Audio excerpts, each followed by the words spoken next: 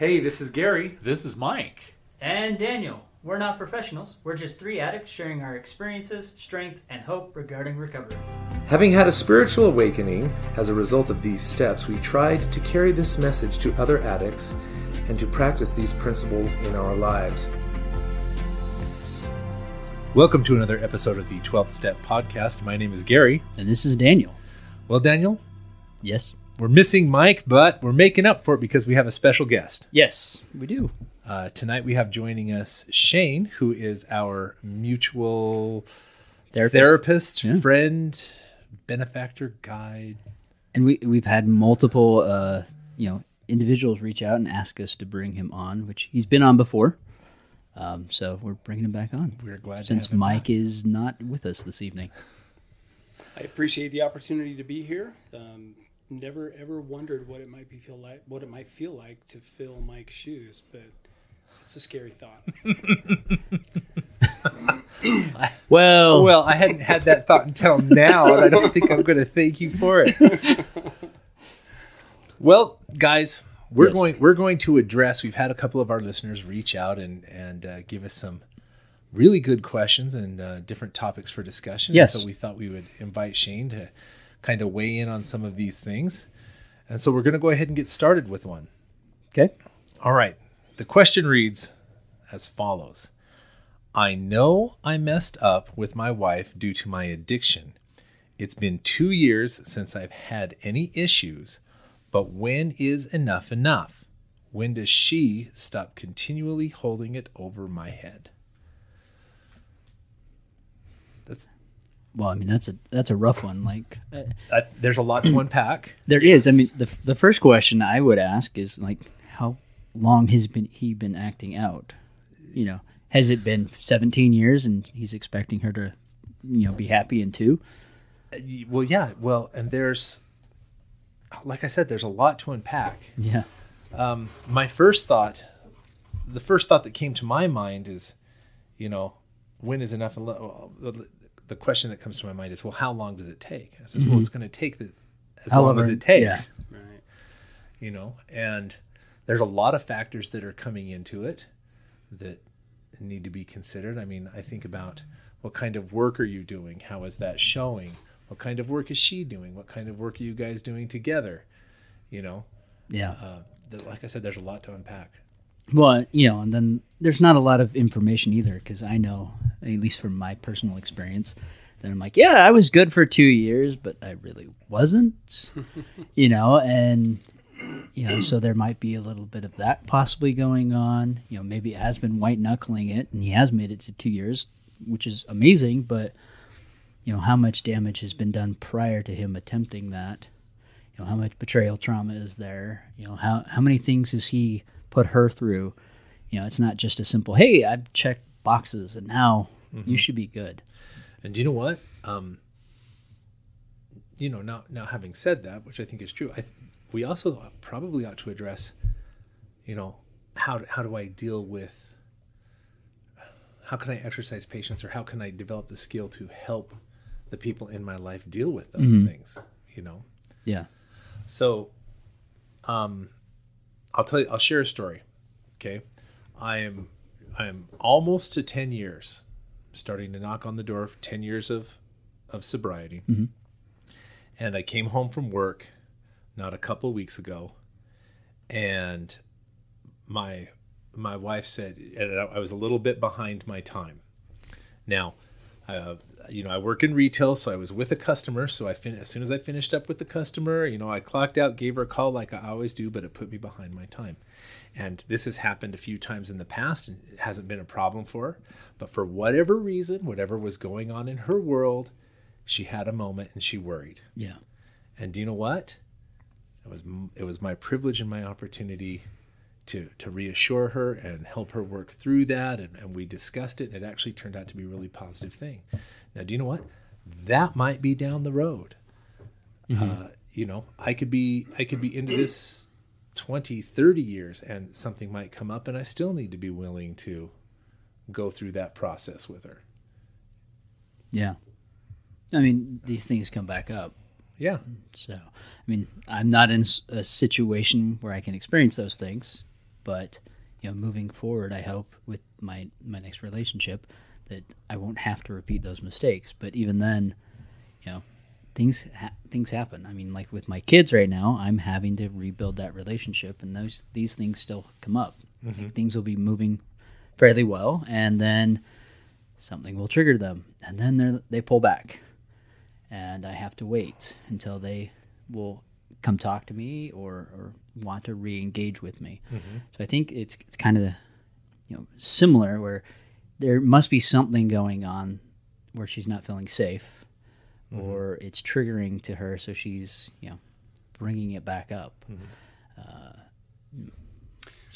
I have a little fun with my clients when I'm talking to them about these kind of things, and as a baseline, maybe I share with them that you really ought to not expect your spouse to trust or believe in you, or to even give you credit for the progress that you're making, until you haven't done these behaviors longer than you did them. Right? Yeah. So my clients are usually in their 30s or 40s, which means most of them have started this addiction back when they were 10 or 11. They've been doing this 20 to 30 years. So I wouldn't expect my wife to have a whole lot of patience or trust in my process until I haven't done these behaviors for 20 to 30 years. Now, that being said, clearly that's somewhat in jest, because it really won't take your wife that long to understand. But you guys are hitting on some really important points here. Most of my addicts don't realize how trauma works and how betrayal trauma works. The fact that our wives have suffered the kind of trauma that they've suffered, when you map that or you chart that, trauma doesn't just melt away because we haven't experienced trauma in a while. Trauma hits its point and it stays there, right? Until it's processed through, until we've done the correct work and the amount of work and the type of work that needs to be done in order to help them resolve that trauma. As an addict, if I'm not holding space for that, if I'm not practicing that support model that we learn about in Courageous Love, if I'm not holding space for her pain, then my reaction to those moments when she's upset or triggered, activated, I may be adding to her trauma. And so from a therapist standpoint, I would want all of the addicts out there to remember that recovery from this disease is a 3 to 5 year process. It takes that long for us to be able to heal your brain from the damage that's been done through the sexual addiction. So I believe you mentioned that he's been 2 years Yeah, in this process. that's what he said, yeah.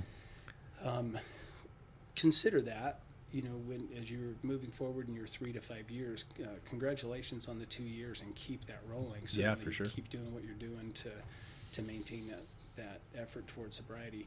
But remember that you still may not have the clarity of thought in your own recovery process that really helps you to understand your wife's trauma just yet. My hope is that she's receiving some therapy as well, getting her own recovery, hopefully from a CPTT therapist out there, and that she's getting good support and good help as well. But remember that as an addict, my focal point has to be on creating space and holding space for her and her pain, because I created this mess. I can't fix this mess for her, but I can hold space and be patient with her while she fixes herself. I think another thing that's important to remember is that you'll have a lot of issues or things like that you'll need to work through, that you have to gain a certain level of healthy before you're ready to deal with it. I remember a really specific issue that I was 3 years into recovery before I felt like I had enough to deal with the issues.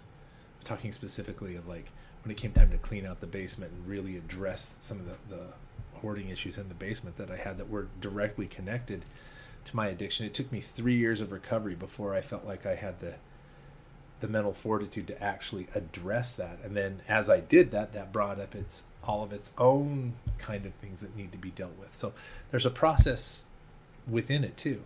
Another thing that comes to my mind is that when I started my recovery, my youngest son was like 4 years old. he's 14 now. He's starting to ask questions, and we're starting to have discussions, because, you know, it's always been an open conversation in my home. But, you know, he's now developed to the point where he's starting to have, you know, questions. He's older. He's starting to you know, he's turning into a young man. He has a lot of questions. He's inquisitive. Yes, he's inquisitive, and he wants to understand. And, you know, it's an open discussion in my home. And so we discuss it. Yeah. Well, I mean, I think it's really important for him to understand that he needs some patience. You know, Mm-hmm. she's trying to work through her own pain and trauma, like Shane said, but more importantly, just because, you know, you've done great for 2 years, you know, that doesn't equal out or balance out everything she's gone through, as well as you know, her time to recover and to work through this isn't on the same timetable as his. You know, as much as we'd love that timetable to be the same, you know, everyone processes through things differently. So her timetable may be a lot slower than what yours has been, and as great as you want it to be and everything to be back to normal, it's not going to be normal. You know? Well, let's not go back to normal. Yeah, I was Normal going to was comment pretty that. screwed up. Well, yeah, I mean, that's the thing. That's what we want, but it can't go there. But it's Yeah. interesting that for a time that you have those thoughts. Yes. I can't wait for things to go back to normal. It's like, well, do you know what? Everything you're doing, we're not going back. We're going forward to something new. Mm-hmm. You know, and it's a little hard to get your head around it. I mean, I think we can all understand where this guy's coming from. I think Yeah. we've all asked the questions, how long? Yeah. How long? And I think maybe a secondary piece to some of this too. If this is somebody who has worked in the Facing the Shadows workbook, those provisional beliefs help us to realize that, you know, for the time being, I can't trust my own perspective. I Yeah. can't, even the way that I see her and the way that I view her emotions, the way I view her reactions, I can't trust what I have taught myself to believe about those. I need to accept feedback and insight and reality from my support network to help me understand what she's going through. So I think it's really important if they haven't, if they have been working through the Facing the Shadows workbook, to make sure that they look back at those provisional beliefs and reincorporate those. I think it helps us to buy a little bit of time, a little bit of understanding, that maybe my best thinking got me here, and it's not going to be my best thinking that gets me out of these situations. I need help from others. I need to take on their perspectives. Yeah. I also think it's kind of hard. It was really hard for me initially to get my head around the idea that when my wife would come and want to process with me her pain, it wasn't an attack on me. It was about what she was feeling. Absolutely. Even though initially it might look like or feel like it was an attack on me. Yeah. No, I'm definitely was guilty of that. Yeah. And it took me a while to kind of separate that, you know, she's giving me an opportunity to help clean up the mess that I made, but in order to do that, she has to tell me where the mess is or where the hurt is. Yeah. You know what I mean? And it was kind of, once I got my head around the idea that sometimes she can talk about what I caused without it really having anything to do with me. It's all about Right. what she's experiencing. I think that's one of the tougher concepts to help an addict understand, is that I created this mess, right? I in essence broke her. And with the empathy and the understanding and the pain and the sadness that I feel having done that to her, I want to turn that into, let me fix it, right? Let me help you through this. Let me help you out of this. And so we think that we can talk them down from their pain or their trauma. And I have to remind addicts on a regular basis that while you created the pain and the trauma, you are not going to be the fix for this. Your focus needs to be on fixing you and finding your recovery and being consistent. And I love Gary's statement that you can't have these expectations that she's going to trust you. All you can do is trust and be trustable. Yeah. Right. And that ultimately, her fix, what's going to help her get healthy, is going to be the work she does with her therapist. Exactly right. As an addict, you're a support for that, and you can hold space for that, and you can be present with her while she goes through that. But you cannot fix this for her. Yeah, and I think that's the crucial Just part. just exactly like nobody can fix your addiction for you. Yep. Right. Yeah. Yep. That's definitely it. And I know I was very guilty of that, and I struggled with that for quite a while. Yeah. You know, because in the addiction we jump to this fix it, because that's what we do. You know, we have emotions come up or something we can't handle or process, so we fix it. You know, we go to our drug of choice, and that fixes things and smooths things over for a while. Then the next thing comes up because, now we're feeling guilty, or it's come up and someone's discovered it, so we try to fix it again, and it just kind of sends us spiraling over and over. So we're kind of in that mode where if something comes up with our spouse or our kids, we just want to fix it, get past this pain or this frustration we're feeling. Maybe now both of you feel free to jump in on this comment, because I will. Yes, I know you will. Yes, you will. But I throw that out there because this is just kind of a thought that I'm having as I articulate it. But trauma was once described to me, where there's an event. Okay, there's an event, and it might be dangerous, it might be frightening, it might be something, and in order to survive, you can't deal with the emotions of the situation in the moment. You have to kind of push that away, and then you deal with what's going on. But eventually, those have to be dealt with. That was, I don't know where I picked that up from. I read it somewhere, listened to it in a podcast, but it was an interesting idea. I don't know how accurate a model it is, but essentially the idea is that,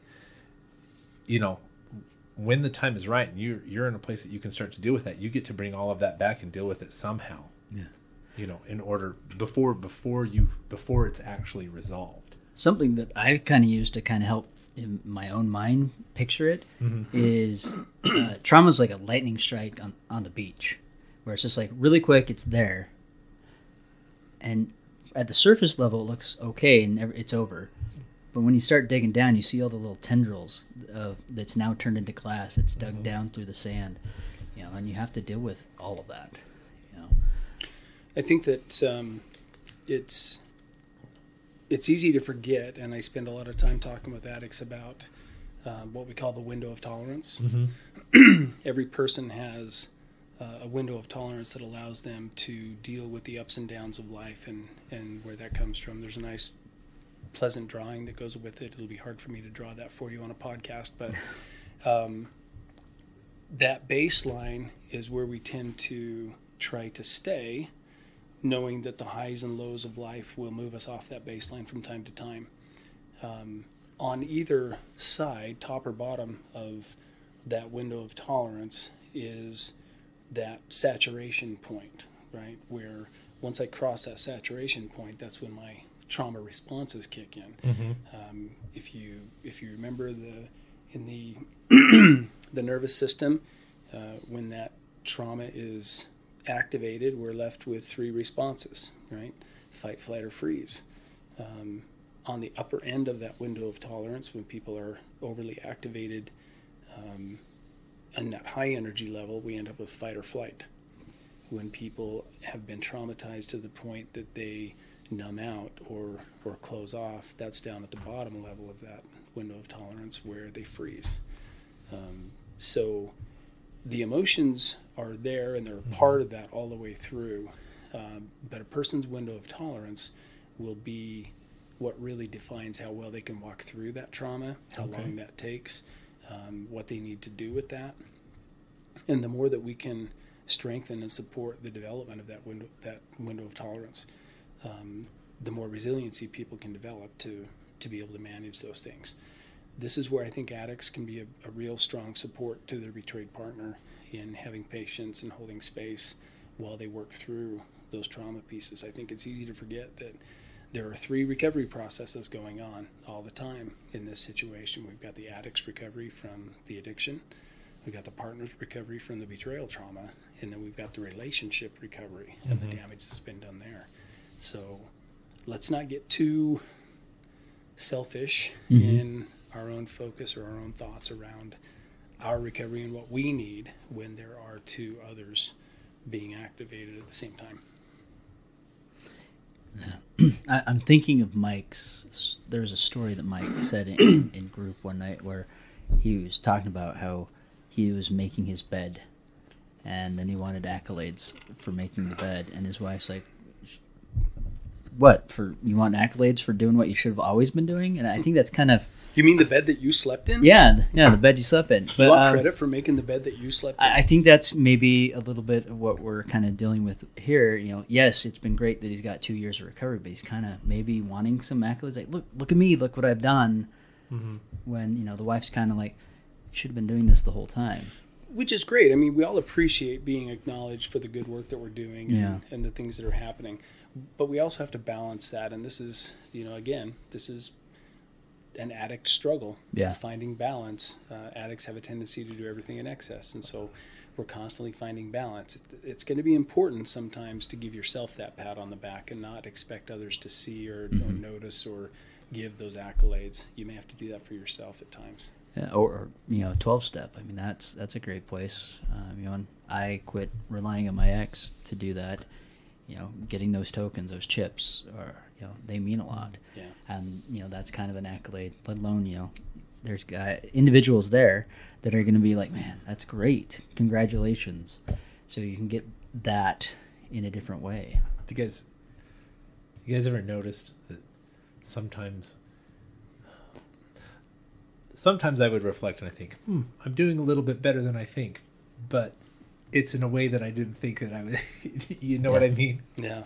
It's like, oh. So, I don't know. It's interesting as we get into our advanced groups, our Sage 2 group, our Sage 3 group, working through the Recovery Zone workbooks, how many times we refer back to reminding addicts when they first came into my office, their mindset around sobriety was, I just need to stop looking at pornography and masturbating. Right. Yeah. Right. And how much deeper that process goes when you get into Sage 2 and Sage 3. Yeah. And we'll sometimes joke and laugh that, you know, there was a time when you thought this was just about giving up porn and masturbation. Now you're really realizing the far-reaching tendrils, if you will, that go throughout the course and history of your life and even catapulting you forward. Yeah, it's way more than just ceasing the behavior. Yeah. Right. Well, I mean, in my own life, you know, that's what I thought coming in. Oh, yeah, that's it. No, I had to dive in, and I've had to work on my, you know, my abuse from my childhood, and you know, a bunch of other things that just was underneath, you know, those roots, those tendrils that were just feeding my addiction that I was avoiding and running from. Well, that would be another invitation to this listener who sent us in this question. 2 years of sobriety is wonderful, and I applaud you. But don't stop there. Yeah. Right? Keep digging, keep looking in, because there are deeper issues and deeper pieces that you may not know completely how they're affecting you and your interaction with your spouse right now. There may be still that work for you to do in order to help keep her safe. Yeah. And I think it's also very fair to say that, you know, keep going, because your recovery will look very different even in another 6 or 12 months. Right. You know? Yeah. Or even a year from now. Yeah. Yeah. Well, before we wrap it up, there's just one thing I want you to do. You've used a phrase a couple times, Shane, that I really, really like. And it's not one that we've used on the podcast before, but I like it. I just want you to kind of explain it a little bit. You kept using the phrase, hold some space for it. Oh. You're going to have to hold some space for it. So just kind of clarify that a little bit. Sure. It's a little bit of a nebulous idea maybe, but holding space for your partner means understanding that as an addict, we live very selfish lives. Our thoughts and our feelings and our experiences are all about what makes me feel good in the moment. Yeah. In recovery, we learn that while my recovery process has to be just as selfish, I have to do this process for me. I can't do it for my wife. I can't do it for my church. I can't do it for my family. I can't do it for my friends. I have to do this recovery for me.